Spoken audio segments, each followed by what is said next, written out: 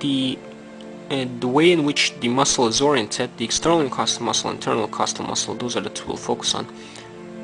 The orientation of the external intercostal muscles is this exact same as the external oblique muscle of the abdominal muscle, and whereas the internal intercostal orientation of the internal intercostal muscle is same as the internal oblique muscle of the abdomen.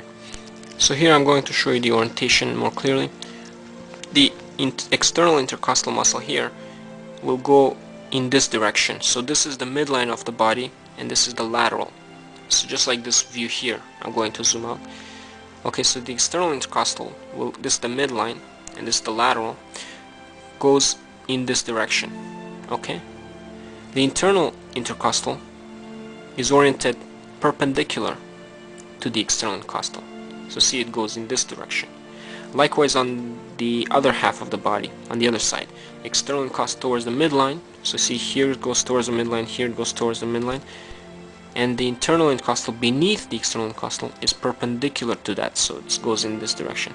So in both cases, the external intercostals go to the midline and down, the internal intercostals on both sides go to the midline and up. In the abdomen you have three layers: the external oblique, internal oblique, and transverse abdominis.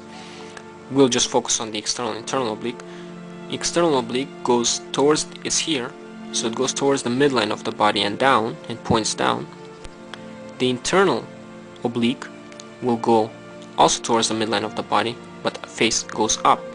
Okay, that would be the layer beneath the external intercostal, going up and towards the midline. It's the same thing here on this side. On this side I have not shown the external oblique, I'm showing the internal oblique directly.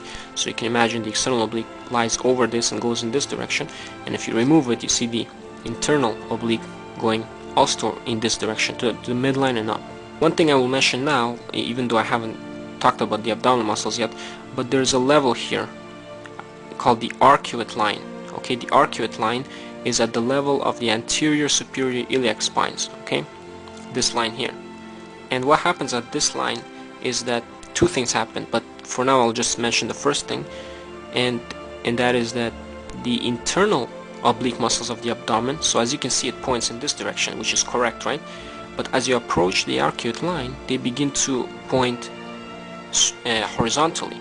So you know, it points upwards, upwards, upwards, and then slowly becomes horizontal. At the arcuate line is fully horizontal, and below it points down and towards the midline, which is the exact same thing as the external oblique. Okay, so you can say that the internal oblique muscle of the abdomen points in the is oriented perpendicular to the external oblique above the arcuate line, because at the arcuate line the internal oblique is horizontal, and below the arcuate line the internal oblique has the same orientation as the external oblique. The external oblique stays in the same orientation all throughout. It's not affected by the arcuate line. And then the transverse abdominis, which is the third layer, it's always horizontal. It always goes like this, which is same as the innermost intercostal of the thoracic cage. It's just horizontal.